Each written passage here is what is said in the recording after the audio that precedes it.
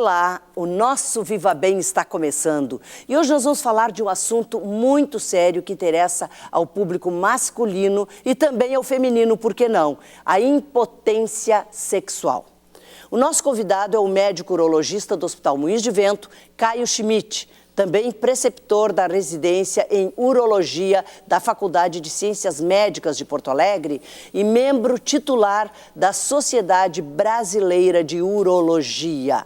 Pois é, e a gente está aqui, doutor Caio, com muito prazer lhe tendo no programa para esclarecimentos, porque a gente pontua sempre o nosso programa trazendo especialistas para esclarecimento da população, que isso é fundamental para nós, né? Perfeito, obrigado pelo convite. Vamos ver se a gente consegue dar uma ajuda aí para as pessoas. Com certeza, com certeza. Bom, iniciando aquela pergunta que muita gente ainda está se fazendo, assim, o que é impotência sexual mesmo, doutor? Pois é, a impotência sexual, ela, na verdade, ela é muito abrangente esse termo. A gente sabe que a diminuição da rigidez peniana já é considerada uma impotência sexual. Esse termo até, o melhor seria disfunção erétil. Que também é chamado, muitas vezes a gente vê. Que também é chamado, porque é um termo mais correto, porque é uma disfunção da rigidez peniana, da ereção masculina. Então, esse seria o termo melhor. E a causa disso é a falta de irrigação sanguínea? A causa disso, uma delas é a falta de irrigação sanguínea. Okay. Mas, na verdade, o mecanismo da ereção ele é muito complexo, então ele envolve tanto a parte de sangue, irrigação sanguínea, assim como também a parte neurológica, né? O sistema neurológico também atua sobre isso, além do sistema emocional. Claro. Que também o que a gente vê? Mais uma vez, o que a gente sempre fala aqui no programa, nós somos um todo. Exato. O nosso organismo é um todo, não dá para separar em partezinhas. Exatamente. Ele tem que funcionar conectado a essa bela máquina. Isso, né? perfeito. Que é uma bela máquina, né? É verdade. Quando a gente pensa que é simples, não é nada simples. Não é nada simples. A situação é muito, quando o senhor fala assim, tem a questão emocional, para os homens, a gente diz popularmente, isso pega pesado. Exato, e pega mesmo, né, doutor? Pega mesmo. Isso atrapalha muito a qualidade de vida do homem, né? Então, na verdade, a sexualidade masculina, ela, eu costumo dizer, ela é um iceberg. Isso que eu costumo conversar com as pessoas que me procuram, porque o iceberg, ele mostra um pequeno gelo em cima da água, mas na verdade por trás a parte maior está embaixo da água.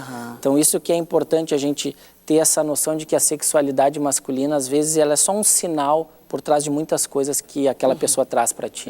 E ela ocorre sempre com esse sinal visível, palpável de que realmente está perdendo essa rigidez? Isso. Ou ela se manifesta de outras Às vezes formas? ela pode se manifestar pela falta do interesse. Muitas vezes o indivíduo vem e diz assim, mas doutor, eu estou com falta de interesse sexual. E aí, quando a gente vai entrando a fundo no assunto, tu vê que a falta de rigidez faz com que ele não procure a relação sexual. Porque aquilo é um fato que vai constrangê-lo perante a sua pessoa, o seu parceiro sexual. Então, isso muitas vezes faz com que a queixa principal é a falta de interesse sexual. E quando tu vai conversar com a pessoa, tu vê, na verdade, a diminuição da rigidez que veio primeiro, e aí aquela situação é uma situação ruim para a pessoa, então ele não procura. Então a falta da rigidez nem sempre é a primeira queixa. Claro. Mas quando tu vai conversando, a gente descobre que é essa Claro. a queixa. Bom, aí esse paciente que já chegou ao consultório, já são os mais esclarecidos. Vamos falar um pouquinho para aqueles que estão em casa sofrendo. Perfeito. E que não tiveram essa coragem ainda, doutor. Claro. Porque aí compensa em comer mais, compensa em passar a ser com sobrepeso ou obesidade. Isso também prejudica? Vamos falar um pouquinho disso. Prejudica. Hoje em dia, a gente sabe que o sobrepeso, ele é quase uma epidemia, né? Ele está disseminado em todos os países. O Brasil, inclusive, é um país onde vem aumentando o número do sobrepeso, principalmente pelo sedentarismo. E existe alguns aspectos da saúde geral, como o aumento da gordura corporal, o sedentarismo e entre outros que vão favorecer a disfunção erétil. Ok. Então, o aumento do peso também, além da parte física, que a pessoa se sente mais constrangida com a sua aparência física, ela também tem a parte fisiológica. O aumento da gordura corporal vai influenciar tanto a parte de irrigação sanguínea do pênis, assim como a parte hormonal relacionada à ereção. O que a gente vê? Que sobrepeso e obesidade, muito mais ainda, só faz mal para o organismo como um todo. Sejam homens ou mulheres. Com certeza. Articulações, joelho, tornozelo, coluna, parte cardíaca, parte sexual, afeta tudo, né? O aumento da gordura. E aí vocês viram, né, pela explicação do doutor, a gente percebe de que a gente não sabe o que chegou primeiro. Exato. Se passou a comer mais, se passou a ficar obeso, né, ou com sobrepeso em função disso, ou se isso ocorreu a falta de realmente a impotência. E comemos pior, né? A nossa comida também está pior. O tipo de alimento que a gente come. Hoje em dia, o que a gente tem pesquisado muito é o carboidrato da nossa dieta. O carboidrato vem fazendo muito mal para nós. Inclusive, já tem pesquisas indicando o aumento do risco de câncer de diversas áreas e também o aumento da gordura central, que é aquela que vai levar a uma disfunção erétil no futuro. Né? Quer dizer, esse carboidrato de muito pão, muita massa, muita gordura também, aí junta com a gordura, né, fica mais difícil. Então a nossa dieta ocidental, ela é muito ruim, né, para o nosso organismo como um todo. Então a gente vem estudando isso, que cada vez mais a dieta vai influenciar vários fatores da saúde da pessoa. Claro. Doutor, e a questão da idade? Quer dizer, os homens mais jovens, está ocorrendo também com os homens mais jovens? Isso é interessante, porque a idade não influencia tanto na ocorrência da disfunção erétil, ela tem em todas as idades. O que a gente percebe a diferença é o tipo de disfunção erétil, a origem da disfunção erétil. Quanto mais velho o indivíduo, maior a chance da disfunção erétil ser causada por uma doença vascular, uma doença neurológica. Mas não simplesmente porque está envelhecendo. Não simplesmente porque está envelhecendo. Viram, meus amigos? Muitas pessoas dizem assim, não, é porque eu já estou naquela idade de só come e dorme. Não, não precisa ter essa idade. É que o homem, ele se conforma, né? Ele vai se conformando, porque não é um mulher é mais inquieta, mais falante, mais inquieta e pergunta mais. Muitas vezes, inclusive, o homem que vai consultar vai levado pela sua mulher. O que o senhor veio fazer aqui? Não sei, doutor, foi a minha esposa que trouxe aqui. Eu nem sei por que eu estou aqui. Isso acontece no consultório? Acontece. E ela diz, mas fala do teu problema de ereção. Ah, é, doutor. Então, muitas vezes, a mulher que toma a iniciativa, olha, vamos procurar ajuda, vamos procurar atendimento, porque realmente o homem tem aquela postura de que ele nunca falha sexualmente, né, e de que isso nunca aconteceu comigo. Isso é cultural, né, doutor? Que o homem tem que ser o maravilhoso sempre, exato, né? E tem que funcionar sempre. Exatamente. E quando a gente atende homens com disfunção erétil, a gente vê que isso acontece, a gente tem que saber manejar e quase todas as vezes a gente consegue resolver. Isso é que é bom. Depois nós vamos falar sobre exatamente os tratamentos. Mas eu quero saber, assim, para os mais jovens, o senhor disse que acontece em qualquer idade, né? A questão da bebida exagerada. A gente está vendo os jovens bebendo cada vez mais cedo, fumando muito, medicamentos, inclusive até o azulzinho, o Viagra, né? Vamos falar aqui, ou outros genéricos. Os jovens tomando. Vamos falar de todo esse mote, doutor?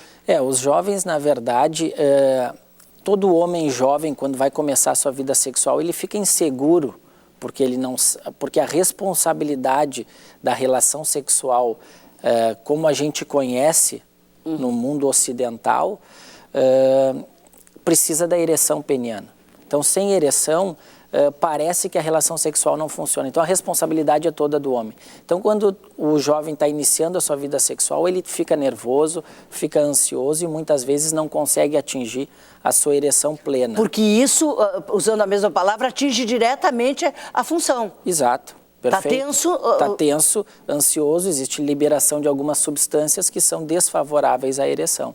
Então isso vai acontecer, a rigidez não vai ser suficiente. Hoje em dia as mulheres estão exigentes, elas querem um resultado, elas querem nos cobrar aquilo que a gente sempre disse que o homem não falha. E o que acontece? Essa pressão vai gerar uma falha. Então, o que eles fazem? Não, eu vou lá na farmácia, porque não precisa de receita, infelizmente. Eu vou lá na farmácia, vou comprar o remédio, aquele que eu já ouvi falar na televisão, que eu já li, que meu pai falou, que alguém falou. Ou que o meu amigo tomou. Ou que o meu amigo tomou, e vou tomar. Então, muitas vezes, a gente vê jovens tomando por iniciativa própria uma medicação que ela pode até ajudar, mas ela tem que ser prescrita por um médico e manejada por um médico. Não dá para sair tomando. Ela vai prejudicar esse jovem se ele continuar? Porque muitos não é nem por falta de ereção. É para segurança. Durar mais tempo. Exato. Isso que eles dizem, né? Não, toma aquele comprimido, a gente fica assim, muito bom durante muito tempo. Perfeito, porque essa medicação, ela tem uma das funções dela entre uma ereção e outra, para tu teres uma nova relação, ela encurta esse tempo. Então, existe um período entre o término de uma ereção e o início de outra. Para quem tomou a medicação? Normal de quem não toma. E quando a gente toma, encurta esse tempo. Então, alguns jovens querem usar essa medicação para terem mais de uma relação na mesma noite ou na mesma tarde. E esse uso mais continuado do jovem vai acarretar um homem mais velho com problemas maiores? Na verdade, a medicação em si não traz problema físico. Certo. No entanto, às vezes a gente vê jovens que não conseguem mais ter relação sem tomar, porque eles ficam... Com uma dependência. Uma dependência, não chega a ser uma dependência, mas seria assim, como se fosse um aparo, um anteparo para a sua insegurança. Então, sem eu tomar, eu acho que eu não vou conseguir, então eu acabo tomando. Então, isso pode prejudicar. O senhor, seria uma dependência emocional da medicação. O senhor usou a palavra-chave, eu acho que eu não vou. Perfeito. Né? Eu acho que eu não vou conseguir, então eu vou tomar. Tanto que existem alguns pacientes que nem tomam, mas o fato de ter o remédio em casa já deixam eles tranquilos. Na mesinha de cabeceira da cama ou em algum lugar, ou na carteira, muitas vezes, aquilo já deixa ele tranquilo. Se eu tiver algum problema, eu dou um jeito, tomo e volto. Né? Porque como muitas vezes é só engolir o comprimido, a pessoa que está com aquele homem nem soube que ele tomou, né? O funcionamento é imediato? Em torno de 15 a 30 minutos, ok. Mas como ele está usando para a parte psicológica, é imediato. Ok. Não é o comprimido em si. Tomei, agora eu estou tranquilo. O remédio nem fez efeito ainda, mas ele já está bem porque ele está tranquilo. Porque o emocional dele foi atendido. Perfeito, é isso mesmo. Como a gente é governado pelo emocional mais do que a gente pensa, né? Muito, na sexualidade. E isso é mensagem para o cérebro só diz sim.